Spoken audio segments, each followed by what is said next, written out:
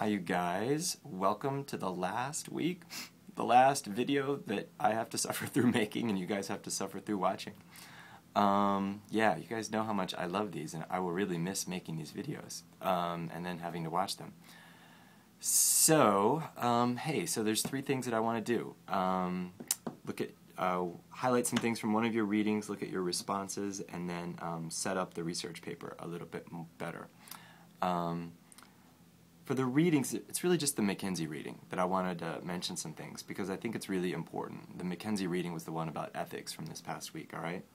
There's three big highlights to make sure you get. Number one, what does it mean to construct ethical consent? How do you do research with refugees given the enormous power differentials that are there between a researcher and then a refugee? This was a huge issue for me in a refugee camp. I mean, if you think they would be bad with resettlement, and they would be, right? Yeah,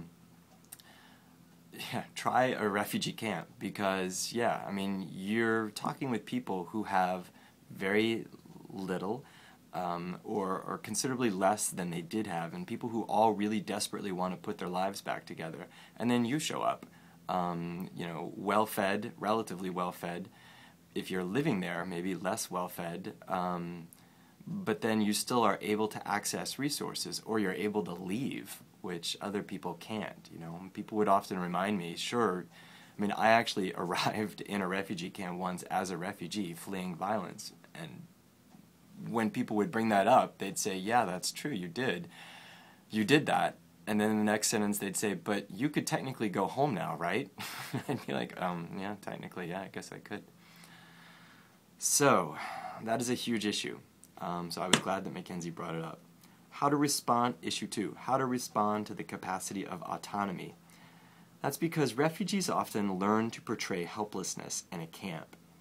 This is a practical decision. They're not lying, they're not scheming. Well, they are sometimes lying. But it's because they've learned that that's what gives them stuff. And again, these are people who have considerably less than they did before, right? Who are trying to put their lives back together. So their perspective on aid workers and what aid workers represent is often, here is someone to be exploited so that I can get more stuff for me or my family, right? So that my family can get a leg up and get back on our feet again. So this becomes a problem in perspective between the aid worker themselves, who might see themselves as this sort of acting selflessly, as this selfless humanitarian, versus the refugee perspective, which is, again, they are here to be exploited and I need to exploit them. I'll give you an example. There was a huge problem in 2 of the refugee camps where people would misrepresent the numbers that they had. When humanitarian donor agency people would show up and they would want to do a survey, and they would do a survey because they wanted to be able to show how many people needed supply, you know, how many people needed pots, how many people needed blankets. You can see that that's totally legit kind of question, right, that an aid agency would want. From the refugee perspective, this was often very, very threatening because the refugees felt pressured to inflate their numbers, right? And say, well, yeah, I just arrived and I've got 6 kids here, even though they might really only have 3 of their own kids. But then they'd pull in their cousin's kids or their uncle's kids or some other people, right? And say that these are their kids.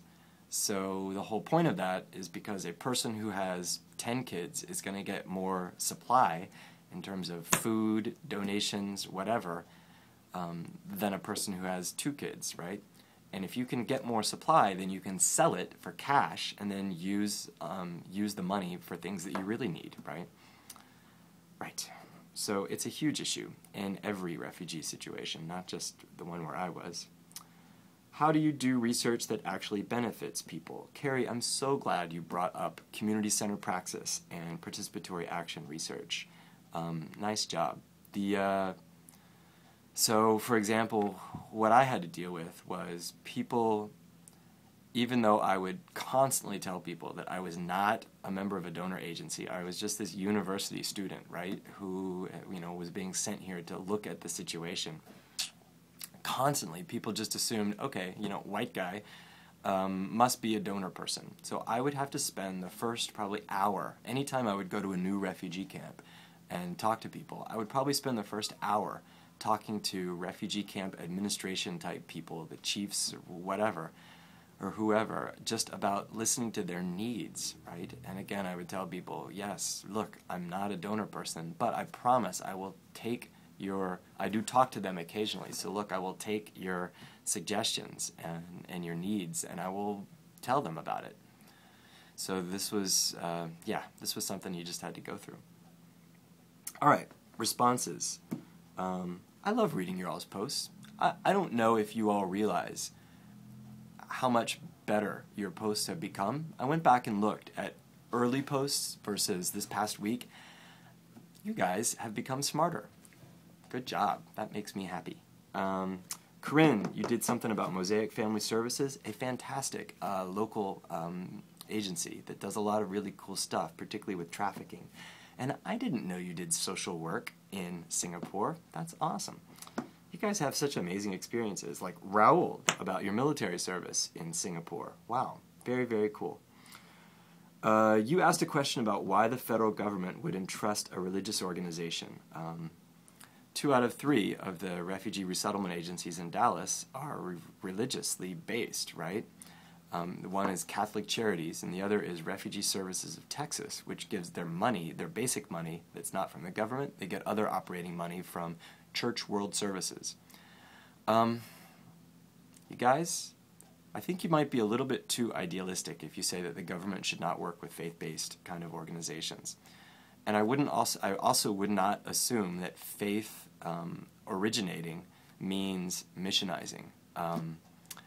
Catholic Charities does phenomenal work with everybody in society, as does Church World Services, at least with refugee services. So I think if the government was so idealistic that said it would not work with any faith-based group, they would lose quite a bit, and I think they realize that. Brendan, cool discussion about ethics and iterative consent, and as always, great discussion about what's going on in Costa Rica. Nicole, I love your idea for a needs assessment. Needs assessments tend to be great work for anthropologists because anthropologists are often brought in at the beginning stages of things to do these kind of formative assessments. You also bring up, Nicole, a really good philosophical question, one that's really relevant, which is, when do you ever stop being a refugee? And there's no really right answer for that, but it's interesting to ask given the short amount of time, I'm glad you guys picked up on this, the short amount of time that refugees are given aid by the government once they're brought over. Becca, I love your idea about being a culture and language broker. We've had our graduate students do those kind of projects with refugee resettlement agencies in Dallas. And then it reminded me of my friend Lance Rasbridge. Lance is a medical anthropologist who runs a refugee outreach clinic in Dallas through Parkland Hospital.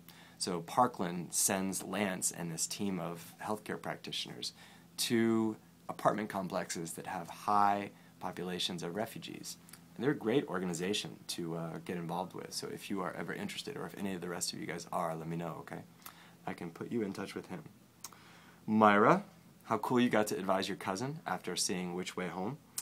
LaDonna, if you are interested in unaccompanied minors, contact Catholic Charities and Human Rights Initiative because they both do really, really cool stuff, as does Mosaic Family Services now that I think about it. Nicole, yeah, you absolutely should work with Human Rights Initiative.